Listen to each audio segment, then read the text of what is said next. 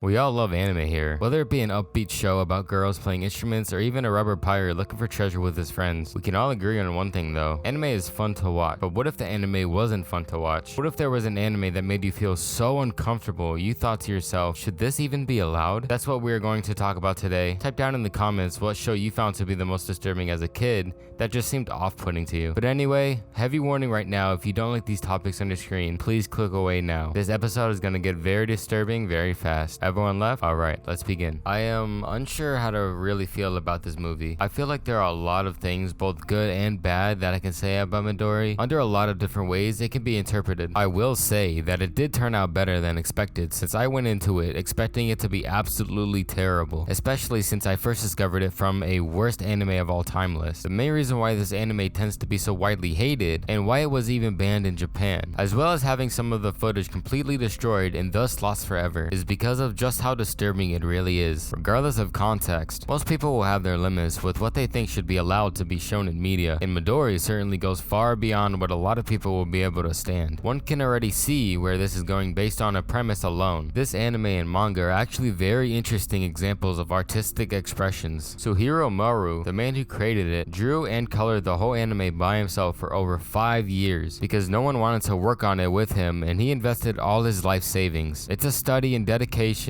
and animation. Maru graduated from junior high school in March 1972, but dropped out of senior high school at the age of 15. He moved to Tokyo and began working for a bookbinder. At 17, he made his first manga submissions to Weekly Shonen Jump, but it was considered by the editors to be too graphic for the magazine's format and was subsequently rejected. Maru temporarily removed himself from manga until November 1980, when he made his official debut as a manga artist in Ribbon no Kishi at the age of only 24. It was at this stage that this young artist was finally able to pursue his artistic vision without such strenuous restrictions over his work visuals content. 2 years later, his first standalone anthology, excuse my butchering of this name, Barario no Kabutsu, was finally published. Maru was a frequent contributor to the underground manga magazine Gara. Like many manga artists, Maru sometimes makes cameo appearances in his own stories. When photographed, he seldom appears without his trademark sunglasses, though most prominently known for his work as a manga artist. Maru also has produced illustrations for concert posters, CD jackets, magazines, novels, and various other media. Some of his characters have been made into figures as well. Though relatively few of Maru's manga have been published outside Japan, his work enjoys an international cult following. But there's also the fact that this is the artist's way of dealing with his own childhood trauma from being child trafficked. That, in turn, makes it fascinating for the therapists, psychologists, and researchers for all kinds. Please note that I'm only a normal guy and have no knowledge of the physiological field. I just interpret everything according to my own past experiences and feelings I struggle with myself. I appreciate Maru's work and want to show it with this short analysis. It seems like all the major characters are aspects of stages in the cycle of abuse. These aren't all characters, but some important ones that illustrate. 1. Midori is the first stage. Innocence corrupted. When she becomes sick, she hallucinates the rest of the movie. It says a lot about how her experiences are already twisting her dreams. She wishes for a man to take her away and love her because only men are powerful, and her worth lies in supplying love to them. She also imagines him as a dwarf, which might be a result of her fear of men. She naturally imagines sex in her otherwise childlessly innocent fantasy because that's all there is to love. The man she imagines is older and fatherly because those are the men with real power. When she fades away in the end, it's a relief. Kanabun, the transsexual girl, has already become cruel and jaded from her abuse, shown by her behavior toward Midori and the puppies. Binetsu, the snake lady, puts herself through orgies and sexual performing with snakes in a form of nymphomania, not because she enjoys it, but because it's all she knows at this point. She can attempt to fill the hollow void inside her chest. The armless mummy talks about woolen panties and silk panties. When he grapes Midori on screen for the first time, now he prefers Midori's woolen ones over silk. He thinks about how his mother made him wear silk panties, so now he fetishizes the utility and warmness of the woolen ones. In the manga, it's rather clear that his mother abused him sexually and pimped him out before he ran and lost his arms to leprosy and washed up at the freak show. He takes part in orgies and grapes Midori. For the same reasons the snake lady is a nymphomaniac, he inflicts his pain on Midori because she's even more helpless than him, to feel like he has some control over his life and satisfy his nymphomania. All of these characters characters suffered at the hands of the characters like the circus owner, but none of them even dare to consider retaliating against him. He has full control over all their lives, so they lash out against each other instead, particularly Midori, without necessarily bad intentions. You could even say they attempted to be comforting in horrifyingly inappropriate manners. In a way, the absolute nihilism of this movie is artistic in and of itself. Despite the reputation that this movie has, I will give it credit that everything exists for an artistic purpose, and never felt too exploitive or hentai-like. Despite this, there are still moments where it feels like it goes too far. What specifically comes to mind is a scene in the beginning where one of the troop members goes far enough to kill the puppies that Midori played with to use their meat to make dinner for the rest of the crew, including Midori. Yes, the point is to demonstrate how cruel and sadistic the troop members are by having them kill the puppies just to remove Midori's one source of happiness. But was this really necessary? I asked that in earnest because I don't know if it was needed or not, and the main source of displeasure is much more likely due to existing in the first place. One may notice that this sounds very similar to Lucy's backstory in the 2004 anime Elfen Lied. This is an accurate observation, but there is one difference between how they are handled. The latter does not actually show the puppy being killed in graphic detail, while Midori does. I mean, this and all frames of the dogs being killed are shown on screen and are animated. Hell, if you look on Google Images search for this, there will be images of the puppy being crushed beneath someone's foot completely with detailed blood, guts, vomit, and eyeballs popping out. Additionally, there are some moments that are just flat out weird and are never explained. One example includes Midori seeing Kanabone, one of the female troop members, peeing while standing up, finding out that she has a penis. This literally has no relevance to the main plot and is never elaborated on. Another is where Masamitsu gets angry at a crowd and uses magic that randomly causes their bodies to contort and explode, even though nothing prior to this point said he had actual magic, and that his primary stage gimmick was just an optical illusion. It even says that the crowd somehow went back to normal afterwards and survived, even though something like that would realistically kill anyone. Maybe this could have been explained in the lost footage, but we'll never know. Also, on the subject of the art direction is that the gore is far more detailed and realistic than most anime. In most anime, when someone gets mutilated, you just see a lot of blood pour out, if anything is shown at all. In Midori, it just looks like it would in real life. This makes gore much more frightening than in most anime, and a lot of it's downright sickening. Additionally, credit is due for having a very unique art style compared to most anime. It is really unlike most anime I've ever seen, which really ups the creepiness factor, and it may have a bit less creepy if it was more typical like anime style. The film definitely gives me chills, especially the old-timey kind of animation. It just feels weird to watch. You know exactly what I'm talking about too. The old-looking animation just puts me off, even if it wasn't meant to be freaky at all. I don't know why this is the thing, but I wanted to go more in depth. The animation kind of reminds me of Uncanny Valley. They seem human or drawn to be showcased in the light, but they just seem a little off. Their eyes is a bit weird looking, and their movements were made very haphazardly. The art style is also not like a lot of others. It has this grainy look to it, making it seem like a lost tape found that was supposed to be hidden. The aspects of the film make it so weird. It could be another reasons why people think it was banned, but it was truly just banned for the story aspects of it and what happened.